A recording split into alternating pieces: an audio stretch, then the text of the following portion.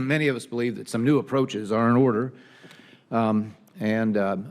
just to center on the one that we were invited to talk about, so-called income share agreements. Very important, by the way. They were loosely mentioned a minute ago as lending. They're not lending. That's their principal distinctive feature, in my opinion. Think of them as equity as opposed to debt. We see them not as a panacea, but as an important addition to the portfolio, maybe a replacement for PLUS and most private loans, which I quite agree are the biggest locus of the problem we have. They shift the risk from the student to the investor, not the lender, but the investor.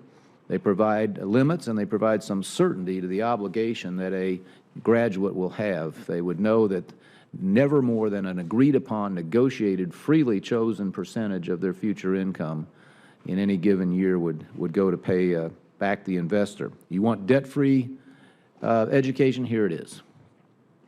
So we want to thank Congressman Young, Congressman Polis for this bipartisan House initiative, and I'm very encouraged to hear that it has some prospects.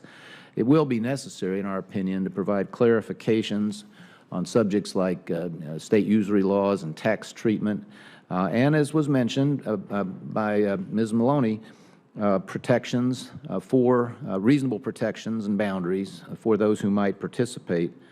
I will say there's one thing about the bill that I recommend a closer look at. We don't believe, or I'm sorry, I would believe that like other equity investments, income share agreements should be dischargeable in bankruptcy. As you know, student loans are not. It's another way in which they are can fairly be described as indentured servitude. They're the most onerous form of debt we have.